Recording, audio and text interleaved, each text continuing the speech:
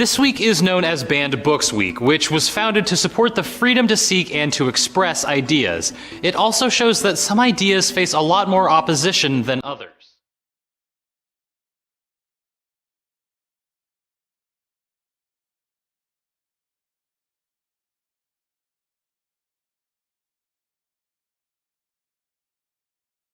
When you ban a book, you're not just banning a book, you're banning a thought, you're banning an idea, and that's what's scary.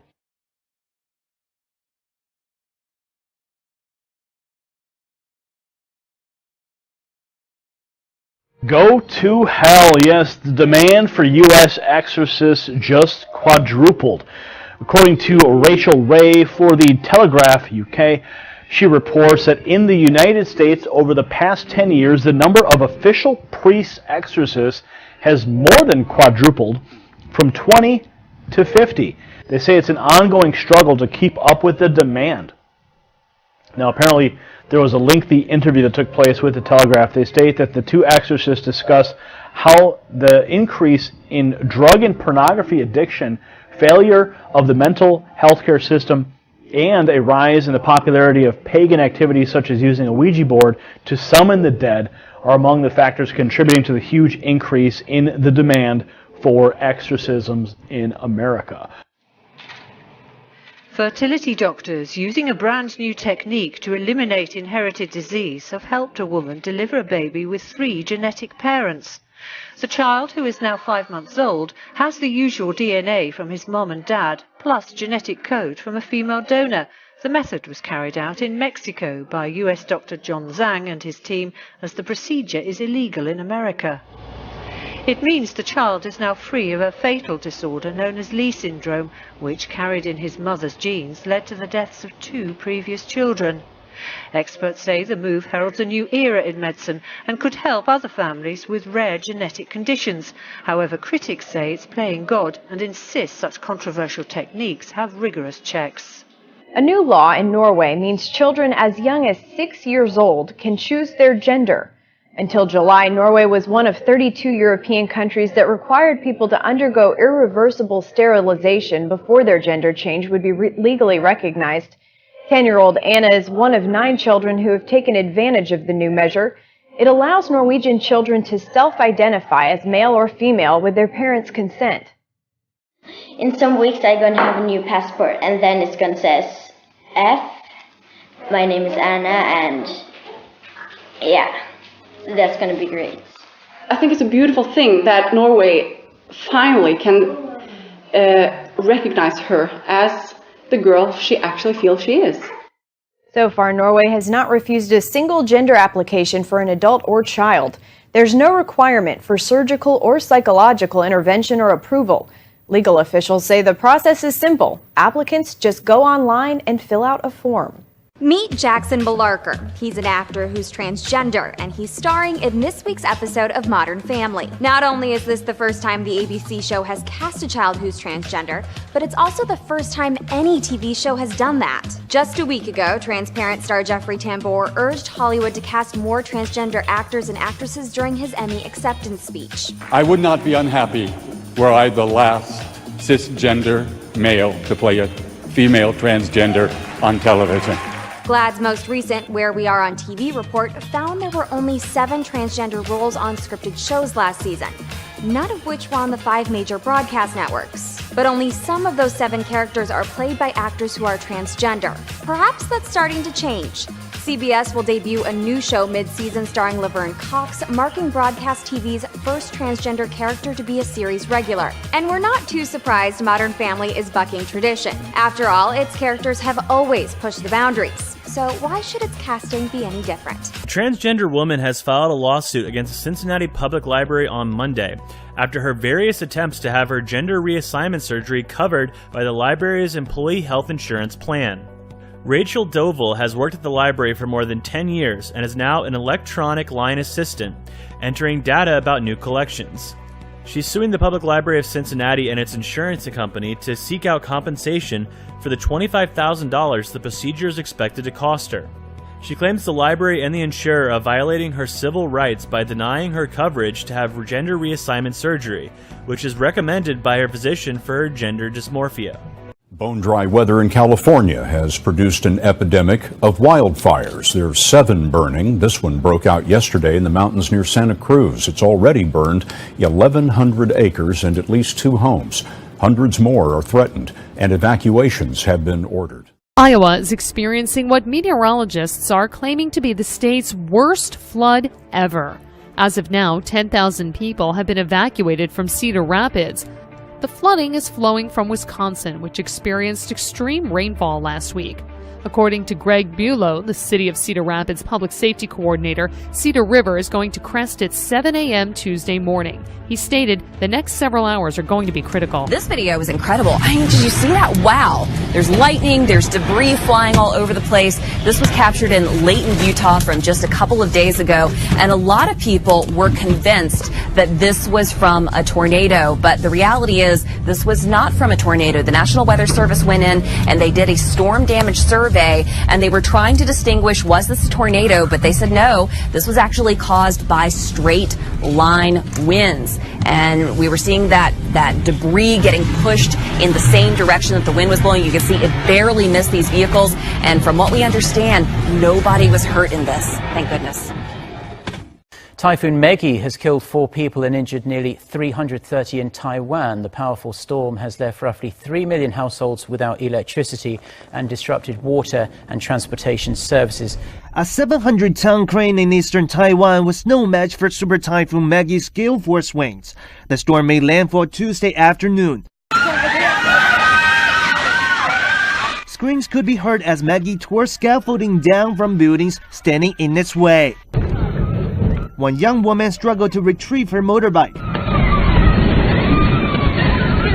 As she fought the storm, she broke out in tears.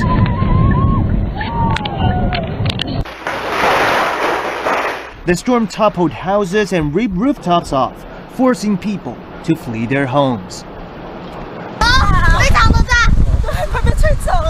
It's a public health emergency that's affecting 92% of us. Only 1 every 10 citizens, they live in areas that are compiling with the WHO recommendations for air quality. The World Health Organization's figures come from data gathered from 3,000 locations, using pollution monitors on the ground and satellite readings. It measured dangerous particulate matter in the air, which can penetrate deep into the lungs or cardiovascular system, causing strokes and cancers. 2 out of 3 deaths from pollution occur in Southeast Asia and the Western Pacific. WHO figures reveal that the problem is most severe in China, where more than 1 million people died from dirty air in 2012, followed by India, with at least 600,000 deaths that year. But the WHO said that no country was immune to the problem, and that all governments need to take action to curb pollution levels. In December last year, 195 countries signed a legally binding agreement to fight climate change, but that agreement is not due to enter into force until 2020. In March last year, air pollution in Paris was briefly worse than any other city in the world. In a bid to tackle the ongoing problem, the city voted on Monday to ban cars along a stretch of the River Seine. Charlotte-Mecklenburg police removed a suspicious package from its headquarters after its appearance led to an evacuation.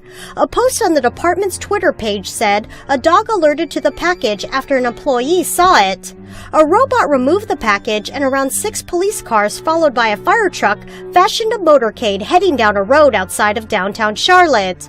Police say the package will be rendered safe at a remote location. After the package was removed, people were allowed to return to a parking lot across the street from the headquarters. Students targeting the very schools they attend, that's at least according to police. Social media threats piling on over the last few days at nearly 24 Valley schools, but now those young teens arrested tonight and are facing some serious charges. ABC 15's Megan Thompson joins us live on this one. And Megan, the police are telling you they aren't playing any games with this. Oh, not at all, Katie. In fact, these students could be facing felony charges as well as disciplinary actions from the different schools that they attend. And what we don't know right now is if this school, North High School, has any students involved right now. But we do know from our sources that this school was involved in those threats. And these threats, terrifying and just bizarre, including creepy clowns as profile pictures, explaining the violence they plan on doing, and these posts getting shared, liked, commented on, passed around like wildfire. Phoenix police say just because it's on social media and just because it doesn't seem credible doesn't mean they don't have to investigate it like the real deal, putting officers at those schools, and that cuts into the already limited resources of the department. We know we're still down officers despite our hiring efforts. We can't afford to be dozens and dozens of officers at every school, so we need to identify the problem and deal with it as quickly as we can. The department also telling us this definitely caused a lot of kids to be out of school today, scared of what might happen. FBI Director James Comey said Tuesday that even though he is convinced that the Islamic State of Iraq and Syria, or ISIS, will be destroyed soon, that this will not be the end of it. Comey, in testimony before Congress, said the U.S. remains extremely concerned that violent extremists will eventually flow out of Syria and Iraq and into other countries in hopes of committing attacks. The number of Americans traveling to Syria to fight alongside ISIS has slowed to a trickle in the last year. But as the so-called caliphate becomes crushed, many militants from Western nations who are already there will stream out of the region and create new security threats. Comey said, there will be a terrorist diaspora sometime in the next 2 to 5 years, like we've never seen before.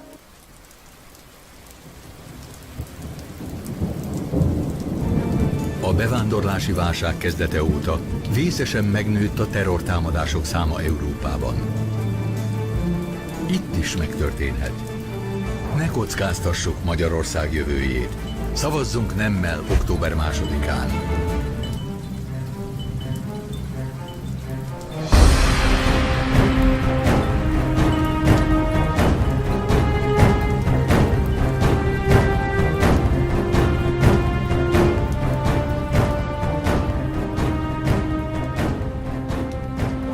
Police secure the scene after a bomb blast outside this mosque in Dresden. The improvised device was one of 2 to go off in the East German city on Monday evening. The second was at an international conference centre. Luckily, no one has been injured. Aggressivität auch gegen muslimische Religion. German Interior Minister Thomas de Maizière says aggression, including against religious figures, is on the rise. Monday's attacks come just one day before the 10th anniversary of the German Islam Conference, he says. Über einer DİTİB-Moschee in einem Kulturzentrum stattgefunden hat. Police also believe there's a link to this weekend's celebrations in Dresden to mark the anniversary of German reunification. The Philippines President Rodrigo Duterte has decided to turn his back on the country's long-standing ally, the United States, and instead seek closer ties with Russia and China. And he announced it in his own unique style. I'm about to cross the Rubicon between me and the United States, at least for the 6 years. I would need your help in everything, trade, commerce, and I will open up. I've been talking with Prime Minister Medvedev. I'm gonna invite China and Russia put up a new airliner. You observe, not even respect. You observe, not even courtesies. China is upset that other countries are utilizing foreign laws to impose long-arm jurisdiction. But the news comes after the U.S. sanctioned a Chinese industrial machinery wholesaler with ties to North Korea's nuclear ambitions. The U.S. Treasury imposed regulations on Dandong Hongxiang Industrial Development, including 4 of its executives. The firm has also been targeted by the Justice Department with criminal charges. The sanctions specifically target proliferations of mass destruction weapon systems like nuclear armaments. Setting aside their political differences, the Pakistani government and opposition parties have put up a united front against the possible threat of military strikes in India. Pakistan and India appear to be on the brink of a war after 18 Indian soldiers were killed in an attack on the military base in the disputed region of Kashmir last week. Military ties between the US and India are going to gain further momentum as they plan to upgrade their joint combat exercises. The two countries signed a logistics exchange memorandum of agreement a few weeks ago. Under the deal, the two militaries will be able to coordinate better, including in exercises and military-to-military exchanges. The agreement will also facilitate the provision of logistical support, supplies and services between the two countries' militaries on a reimbursable basis, providing a framework to govern them. The Indo-US defense relationship has now crossed the 14 billion mark. This, as India, for a long time, has had good military ties with the United States' rival Russia. Now, some analysts argue that the expansion of military ties with Washington may negatively affect New Delhi's military relations with Moscow. A major development in central Aleppo as Syria's army has regained control of a rebel-held district after days of heavy airstrikes. Pro-government troops seized the Farafira district northwest of Aleppo's historic citadel in a ground advance on Tuesday. The Syrian military, helped by Iranian-backed Shiite militias and the Russian Air Force, launched a campaign to retake Aleppo last week. This latest offensive comes after a US-Russia brokered ceasefire deal collapsed. UK-based monitor, Syrian Observatory for Human Rights, said more than 165 people have been killed by bombardment since. America could slap Germany's biggest bank with a $14 billion fine for its role in the 2008 financial crisis. The US Department of Justice alleges that Deutsche Bank downplayed how toxic its bonds really were, thereby contributing significantly to the crash. If dished out, the fine will be the biggest ever demanded by the Americans from a foreign lender. Deutsche Bank has confirmed that it's currently in talks with the Justice Department, but insists it has no intention of coughing up that much money